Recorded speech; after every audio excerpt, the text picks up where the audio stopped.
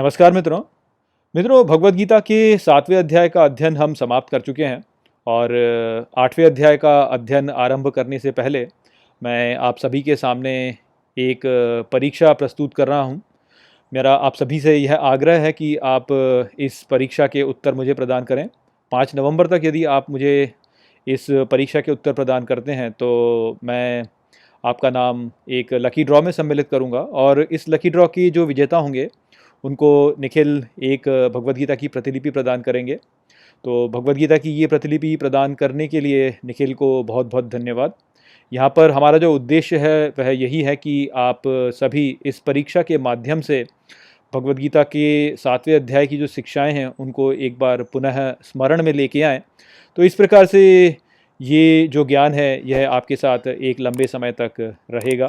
तो उसी उद्देश्य के साथ में यह जो परीक्षा है वह हम आपके सामने लेकर आ रहे हैं। तो चलिए परीक्षा के जो 5 प्रश्न हैं वह मैं आपको यहाँ पर बता देता हूँ। तो जो पहला प्रश्न है इस परीक्षा का वह यह है कि 7वें अध्याय में श्री कृष्ण अर्जुन से कहते हैं कि प्रकृति के 8 भाग मेरी निचली ऊर्जा से उत्पन्न होते हैं। आपको ये बताना है कि ये जो 8 भाग हैं यह क्या हैं। तो मैं प्रश्न को पुनः दोहरा देता हूँ कि 7वें अध्याय में श्री कृष्ण अर्जुन से कहते हैं कि इस प्रकृति के जो 8 भाग हैं वह मेरी ऊर्जा से उत्पन्न होते हैं। तो आपको ये बताना है कि ये जो 8 भाग हैं यह कौन कौन से हैं।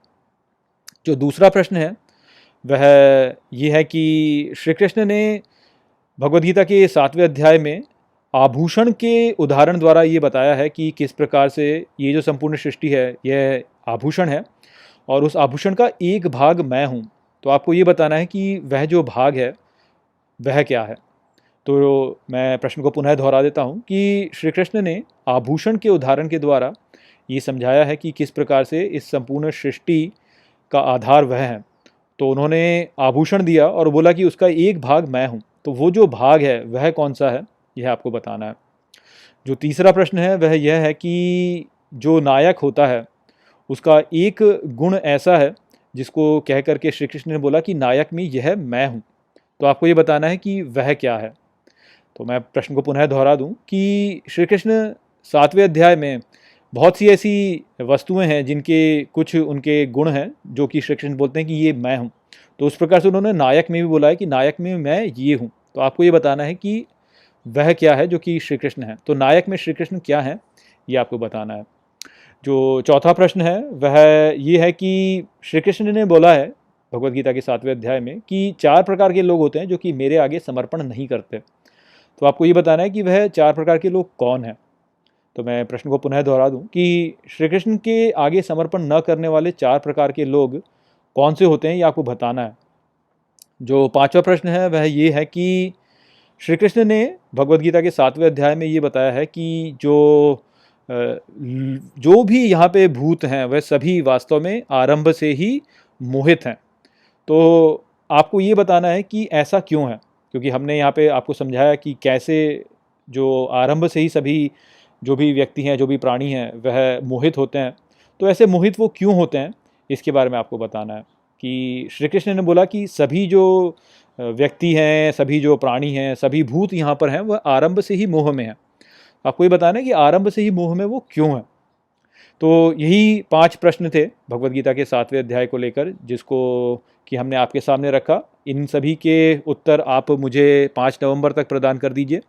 इस ईमेल पर प्रदान कर दीजिए जो कि आपको अभी स्क्रीन पर दिख रहा होगा।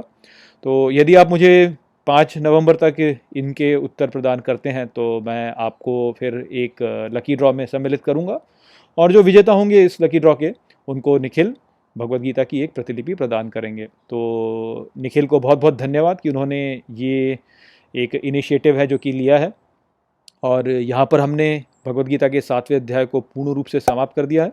अब अगले वीडियो में मैं आपको भगवद गीता के 8वें अध्याय के श्लोकों के अर्थ और उनका जो भावार्थ है वह समझाना आरंभ करूँगा।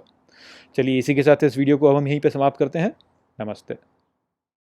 वीडियो को अंत तक देखने के लिए धन्यवाद। यदि आपको ये वीडियो पसंद आया हो तो इसको अपने प्रियजनों के साथ में साझा करें और इस ज्ञान को और फैलाएं। यदि आपके पास कोई भी प्रश्न है तो मुझसे इंस्टाग्राम पर जुड़िए। वहाँ पर मैं हर शनिवार रात को एक लाइव Q&A सेशन रखता हूँ और आप मुझसे वहाँ पर अपने प्रश्न पूछ सकते हैं। जय श्री कृष्ण।